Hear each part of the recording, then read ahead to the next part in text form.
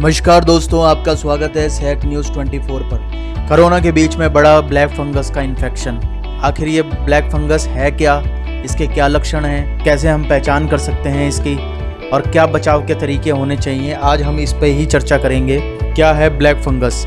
ये एक fungal disease है जिसे म्यूकोरमाइकोसिस और ब्लैक फंगस कहते हैं। ये ज़्यादातर उन लोगों को होता है जिन्हें पहले कोई बीमारी हो या वो ऐसी मेडिसिन ले रहे हो जो बॉडी की इम्यूनिटी को कम करती हो या शरीर की दूसरी बीमारियों से लड़ने की ताकत कम करती हो। ये शरीर के किसी भी हिस्से में हो सकता है, लेकिन कोरोना से ठीक हुए उन मरीजों में जिनको हाई शुगर हो, जिन्होंने कोरोना के इलाज में हाई स्टेरॉयड लिया हो, इन्हें इसका अधिक खतरा है। कोरोना के मरीज, डायबिटीज़ के मरीज, ऐसे लोग जिन्हें एड्स या कैंसर जैसी बीमारियां, कुपोषण या जेनेटिक कारणों से बीमारियों से लड़ने की क्षमता कम हो, जिन्हें डायबिटीज कंट्रोल नहीं हो रहा हो, स्टेरॉयड दवा लेने वाले, लंबे समय से आईसीयू में रहने में और किडनी या लीवर ट्रांसप्लांट करवाने के बाद, ऐसे लोगों को ब्लैक फंगस की संभावना ज्यादा हो सकती है। ब्लैक फंगस नाक से फैलता है। ज्यादातर सांस के जरिए वातावरण में मौजूद फंगस हमारे शरीर में पहुंचते हैं। अगर शरीर में किसी तरह का घाव या शरीर कहीं जल गया हो, वहां से इन्फेक्शन शरीर में फैल सकता है। अगर इसे शुरुआती दौर में ही डिटेक्ट नहीं किया जाता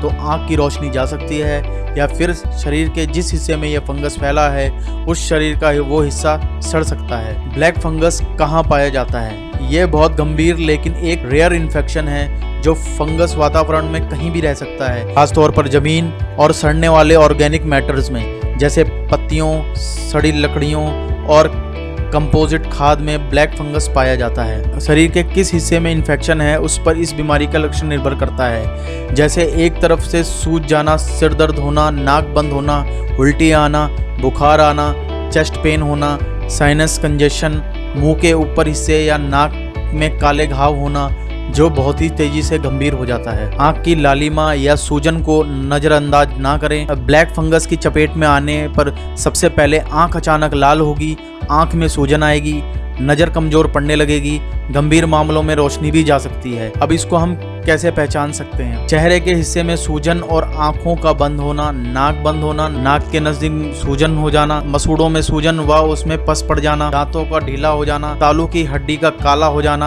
आंखें लाल होना, उनकी रोशनी कम होना और आंख का जो मूवमेंट है वो रुक जाना। जिन रोगियों ने कोविड के दौरान सबसे ज्यादा स्टेरॉयड लिया हो, काफी देर से आईसीयू में रहे हो, ट्रांसप्लांट या कैंसर के रोगी हो, जिनका शुगर लेवल हमेशा ज्यादा रहता हो, ऐसे लोगों को ये इन्फेक्शन होने का सबसे ज़्यादा खतरा रहता है। अब ये जानने वाली बात यह है कि कोरोना जिन लोगों को हो रहा है उनका भी इम्यून सिस्टम कमज़ोर हो जाता है। अगर किसी हाई डायबिटीज़ मरीज को कोरोना हो जाता है तो उसका इम्यून सिस्टम और ज़्यादा कमज़ोर हो जाता है। ऐसे लोगों को ब्लैक फंगस इन्फेक्शन फैलने की आशंका और ज़्यादा हो जाती है। दूसरा, कोरोना मरीजों को स्टेरॉयड दिया जाता है, इससे मरीज की इम्यूनिटी कम हो जाती है, इससे भी उनके इन्फेक्शन फैलने की आशंका ज़्यादा हो जाती है। कुछ राज्यों में काली फंगस का प्रकोप बढ़ने से एम्फोटेरिसिन बी दवा इंजेक्शन की मांग बढ़ गई है। इस मरीज से पीड़ित लोगों के लिए डॉक्टर यही दवा लिख रहे हैं। सरकार इस दवा का पर्याप्त अवेलेबिलिटी बनाए रखने के लिए कंपनियों से इसका उत्पादन बढ़ाने के लिए कह रही है और साथ में इसको आयात करने के लिए आगे चर्चा चल रही है। कोरोना से रिकवर हो चुके कई लोगों के लिए दुर्लभ संक्रमण जानलेवा साबित हो रहा है। देश के कई हिस्सों में इसके मरीज मिल रहे हैं। ओडिशा में इसका पहला केस मिला था। दिल्ली, गुजरात, उत्तर प्रदेश, मध्य प्रदेश, महाराष्ट्र और राजस्थान में भी नए केस मिले हैं। दिल्ली एम्स में भी ब्लैक फंगस मरीजों के लिए अलग वार्ड बनाया गया है। इससे बचने के लिए हमें ऐसी जगह जैसे कंस्ट्रक्शन साइट से दूर रहना चाहिए। डस्ट वाले एरिया में ना जाएं। गार्डनिंग या खेती करते वक्त फुल स्लीव से ग्लव्स पहने, मास्क पहने। उन जगहों पर बचे जहां पर पानी का लीकेज हो, जहां ड्रेनेज का पानी इकट्ठा हो, वहां बिल्कुल ना जाएं।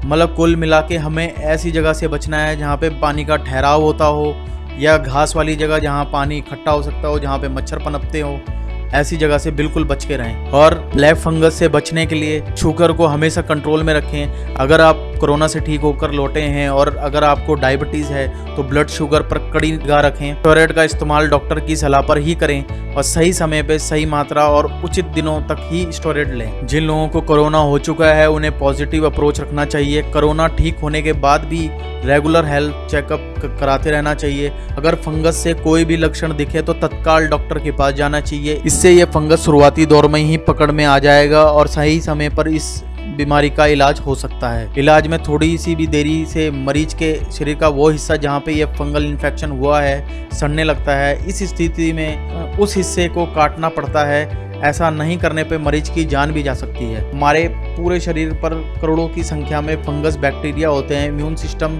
उन्हें मारता रहता है। इम्यूनिटी कम होने पर ये हमला बोल देते हैं। फंगस कई तरह के होते हैं, कोई त्वचा को खाता है, कोई नाखून को खाता है।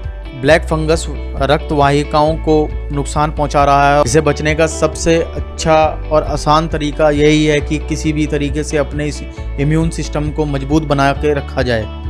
और जो शुगर पेशेंट हैं उनको ध्यान देना यह है कि कैसे भी करके अपना शुगर कंट्रोल करें। अगर आपको ये जानकारी अच्छी लगी प्लीज़ लाइक शेयर सब्सक्राइब करना ना भूलें। जय हिंद।